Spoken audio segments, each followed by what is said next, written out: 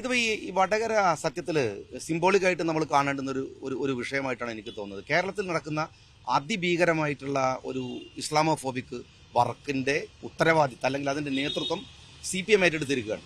എന്ന് വെച്ചാൽ വടകരയിലെ ലീഗിൻ്റെ കൊടി കാണുമ്പോൾ എന്താണ് ഹാലിളകുന്ന CPM തന്നെ ഒരു ഭാഗത്താണെങ്കിൽ, ഇതേ വർഗീയതയാണ് നോർത്ത് ഇന്ത്യയിൽ പച്ചക്കൊടി കാണുമ്പോൾ അവിടുത്തെ RSSകാരനുണ്ടാവുന്നത്. നോർത്ത് ഇന്ത്യയിലെ RSSകാരൻ്റെ മനോവ്യാകൃതത്തെ അതേ രൂപത്തിൽ കേരളത്തിൽ ഏറ്റെടുക്കുന്നത് CPM ആണ്. അവിടെ എന്താണോ ഇസ്ലാമോഫോബിക്ക് അതിൻ്റെ ഉത്തരവാദിത്വം അതല്ലെങ്കിൽ അതിൻ്റെ ഡ്യൂട്ടി കേരളത്തിൽ നിർവഹിക്കുന്നത് CPM ആണ്. വേണമെങ്കിൽ ഞാനത് പരിശോധിച്ചുകൊണ്ടിരിക്കുന്ന ഒരു കാര്യമുണ്ട്. കഴിഞ്ഞ ഒരു 5 വർഷത്തിനിടയിൽ കേരളത്തിലെ CPMൻ്റെ ലീഡർഷിപ്പ് നടത്തിയിട്ടുള്ള ഭീകരമായിട്ടുള്ള ഇസ്ലാമോഫോബിക് ഡയലോഗുകൾ, അതിൻ്റെ ഒരു സീരീസ് ഓഫ് ഡയലോഗ്സ് ഉണ്ട്. 1 2 ഒന്നല്ല. വിജയരാഘവനിൽ നിന്ന് തുടങ്ങി എളമരം കരീം വരെ നോർത്ത് ഇന്ത്യയിൽ പഠിക്കുന്ന കേരളത്തിൽ നിന്ന് പോകുന്ന കുട്ടികൾ തീവ്രവാദം പരത്താൻ പോവുകയാണ്. NRCയിൽ സമരം നടത്തിയതിനാണ്. അത് JNUവിൽ സമരം നടത്തിയ വടകരയിലെ പെൺകുട്ടികളെ കുറിച്ചാണ് എളമരം കരീം അങ്ങനെ പറഞ്ഞിരിക്കുന്നത്. ഇത്തരത്തിലുള്ള ഇസ്ലാമോഫോബിക് ആയിട്ടുള്ള ഡയലോഗുകൾ ഇതിൻ്റെ കൂടെ ഭാഗമാണ് വടകരയിലെ ഇപ്പോൾ നടക്കുന്ന ഈ വർഗീയ പ്രചാരണങ്ങളുടെ അടിസ്ഥാന ഘടകം എന്ന് പറയുന്നത്. ഒരു കാര്യം, ഞാൻ ഇന്നലെ കാസർഗോഡായിരുന്നു. കാസർഗോഡ് തളങ്കരയിലേക്ക് പൊട്ട് മായ്ച്ചു പോകുന്ന ഉണ്ണിത്താൻ എന്തിന്? മുസ്ലിങ്ങളുടെ വോട്ട് വാങ്ങാൻ. യഥാർത്ഥത്തിൽ ഉണ്ണിത്താനെ ഉണ്ണിച്ചാന്ന് വിളിക്കുന്ന ആളുകളാണ് കാസർഗോട്ടുകാർ.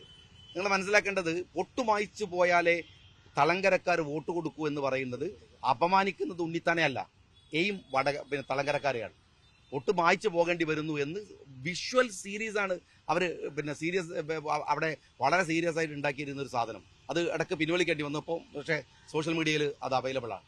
അപ്പോൾ ഇത്തരത്തിലുള്ള അപകടകരമായിട്ടുള്ള ഒരു വർഗീയത CPM ഏറ്റെടുത്തിരിക്കുകയാണ്. ശരിക്കും പറഞ്ഞാൽ സുരേന്ദ്രനും BJPക്കാരും RSSകാരും ഒക്കെ പകച്ചു നിൽക്കുകയാണ്. ഞങ്ങളിപ്പോൾ ഇനി എന്താ ചെയ്യേണ്ടതെന്നാണ്. മാക്സിമം CPM തന്നെ ചെയ്തുകൊണ്ടിരിക്കുകയാണ്. പിന്നെ ഞങ്ങൾ ഞങ്ങൾക്ക് എന്താ റോളെന്ന് മനസ്സിലായിട്ടില്ല എന്നുള്ളതാണ് BJPക്കാരുടെ ഇപ്പോഴത്തെ രോദനം.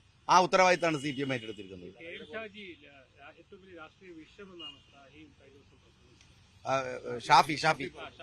ഷാജി നേരത്തെ വിഷമാണ്, ഇപ്പൊ ഷാഫിയും കൂടി വിഷമായി.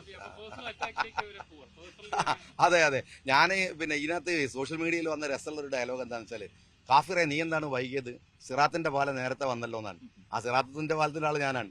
ഞാൻ സിറാത്ത് പാലം ഞാൻ ഒരു വിശ്വാസി ആയതുകൊണ്ട് സിറാത്ത് പാലം എന്നേ പറയുള്ളൂ. മീഡിയക്കാരോട് ഞാൻ പറയാം, സിറാത്ത് പാലം എന്നാ പറയാ. സിറാത്തിന്റെ പാലം എന്ന് പറയുന്നത് ഇവരുടെ ഒരു സ്ഥിരം എന്താ നമ്മളെ ഊരാളുങ്കലിന്റെ പാലം എന്നൊക്കെ പറഞ്ഞാൽ അങ്ങനെ ഒരു പാലം ഇസ്ലാമിലില്ല.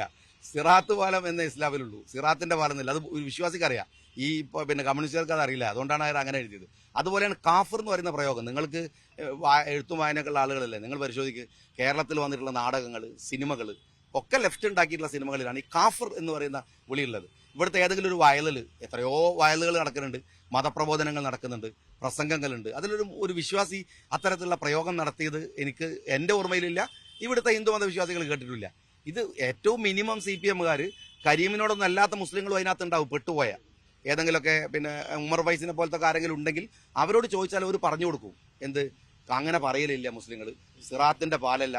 അപ്പോൾ ഈ നോട്ടീസൊക്കെ അടിക്കുന്നതിന് മുമ്പ് CPMകാർ ദയവ് ചെയ്തിട്ട് അവരുടെ കൂട്ടത്തിൽ തന്നെയുള്ള ഏതെങ്കിലും വിശ്വാസികളോട് ചോദിച്ചിട്ട് ക്ലിയർ ചെയ്യുന്നതാവും നന്നാവുക. അല്ലാതെ ഇങ്ങനത്തെ അബദ്ധങ്ങൾ ചെയ്യാൻ പാടില്ല എന്നാണ് ഞാൻ പറയുന്നത്. അതിന്റെ ഭാഗമാണ് ഷാഫി വേഷം എന്നൊക്കെ പറയുന്നത് റഹീമാണ്. റഹീമിന് ഏതർത്ഥത്തിലാണ് അത്? അപ്പൊ റഹീമിനെ പോലത്തെ ചാവേറുകളെയാണ് CPM അതിനുവേണ്ടി ഉപയോഗിക്കുക. കാരണം അവന്റെ പേര് റഹീമാണ്. ഇതെന്തൊരു അപകടമാണ്. ഒരു പേര് എൻ്റെ പേരിൽ വടകരയിൽ ഉണ്ണിത്താൻ വടകരയിൽ മുരളി വരുമ്പോൾ, അതല്ലെങ്കിൽ നമ്മളുടെ അതിന് മുമ്പ് നമ്മുടെ നേതാവ് മുല്ലപ്പള്ളി മത്സരിക്കുമ്പോൾ അപ്പോഴൊന്നും ഇല്ലാത്തൊരു വികാരം ഷാഫി വരുമ്പോൾ ഉണ്ടാവുന്നു. ഇതിലൊരു രസമുള്ള കാര്യം എന്താ വെച്ചാൽ, ഇത് പറയുന്നത് എന്താ വെച്ചാൽ രാഹുൽ ഗാന്ധി വരുമ്പോൾ പച്ചക്കൊടി ഉയർത്തിയില്ല, ലീഗുകാരെ നിങ്ങൾ ലജ്ജിക്കുക എന്നാണ്. വടകരയിൽ പറയുന്നു ലീഗുകാർ മുഴുവൻ കൊടി ഉയർത്തിക്കുന്നു, കോൺഗ്രസ്സുകാരെ നിങ്ങൾ ലജ്ജിക്കുക എന്നാണ്. എന്ത് തരം രാഷ്ട്രീയമാണ്? 1 കിലോമീറ്ററിനകത്താണ് ഈ വൈരുദ്ധ്യം ഇവർ പറയുന്നത്. ഈ പ്രചാരണങ്ങളൊക്കെ നടത്തിക്കൊണ്ടിരിക്കുന്ന CPMനെ പിന്തുണച്ചുകൊണ്ട് സമസ്തയുടെ മുഷാവർ അംഗം ഉമർ ഫൈസി തുടർച്ചയായി നടന്ന പ്രതികരണങ്ങൾ, അതിനെതിരെ MSFന്റെ നേതാവ് CK നജാഫ് ഒരു വിമർശനമായിട്ട് രംഗത്ത് വന്നിട്ടുണ്ട്. ഇലക്ഷനിൽ ഉൾപ്പെടെ അത് വലിയ രീതിയിൽ ചർച്ചയായിരുന്നു. അതിനെങ്ങനെ നോക്കുകയാണ്? അദ്ദേഹം ഒരു പണ്ഡിത സഭയിലെ അംഗമാണ്. ഞാനതൊന്നും നോക്കി കാണുന്നില്ല, ഞാൻ കണ്ട് അനുഭവിച്ചുകൊണ്ടിരിക്കുകയാണ്. അതിലൊന്നും വലിയ കാര്യമൊന്നുമില്ല. അതൊക്കെ ഞങ്ങൾ കുറേ തരത്തിലുള്ള അകത്തുള്ള ശത്രുക്കളെയും പുറത്തുള്ള ശത്രുക്കളെയൊക്കെ വളരെ ബുദ്ധിപരമായിട്ട് കൈകാര്യം ചെയ്ത് മുമ്പോട്ട് പോകുന്ന ആളുകളാണ്. അതുകൊണ്ട് അതിലൊന്നും നമ്മൾ വീഴുന്നില്ല. ലീഗിന്റെ ആഭ്യന്തര കാര്യത്തിൽ ലീഗ് മാത്രമേ ഇടപെടുള്ളൂ, വേറെ ആളെ ഞങ്ങൾ സമ്മതിക്കില്ല. ഇപ്പോൾ പിന്നെ മുസ്ലിം ലീഗിന്റെ സെക്രട്ടറിനെ പിന്നെ മാറ്റണോ, മുസ്ലിം ലീഗിന്റെ പ്രസിഡന്റ് ആരാവണോ, അതിനൊരു കൗൺസിൽ ഉണ്ട്.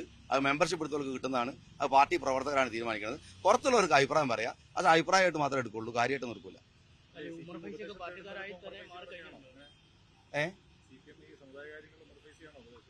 അല്ല, CPM-ന് അവരുടെയൊക്കെ ഉപദേശം എടുക്കാവുന്നതാണ്. കാരണം വെച്ചാൽ അവരുടെ അനുഭവം ഉള്ളതുകൊണ്ട്, പ്രത്യേകിച്ച് അവർ വിളിച്ച പരിപാടികളിലൊക്കെ സ്ഥിരമായിട്ട് പോകുമ്പോൾ ചോദിക്കുക, പിന്നെ സിറാത്തിന്റെ പാലാണോ അതല്ല സിറാത്ത് പാലാണോ, കാഫർ എന്ന് പറയുന്നതിന്റെ പ്രയോഗത്തിന്റെ അർത്ഥം എന്താണ്, അത് ഏത് തരത്തിലാണ് ഉപയോഗിക്കേണ്ടതെന്നൊക്കെ അവരോടൊക്കെ ചോദിക്കാം.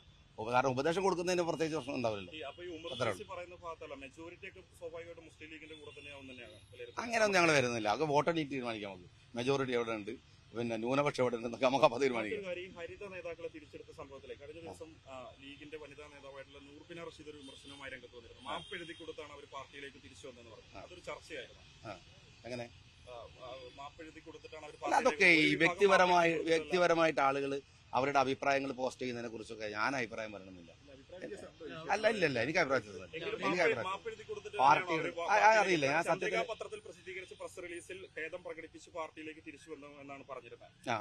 അങ്ങനെയാണെങ്കിൽ അതായിരിക്കും ശരി. പത്രത്തിൽ ചന്ദ്രിക എന്ന് പറയുന്നത് പാർട്ടിയുടെ വേറെ നിങ്ങളൊക്കെ പത്രം നടത്തുന്ന പോലെ പിന്നെ പുറത്തുള്ള മുതലാളി ആരാണെന്ന് തിരിച്ചറിയാത്ത പത്രമല്ലല്ലോ ചന്ദ്രിക.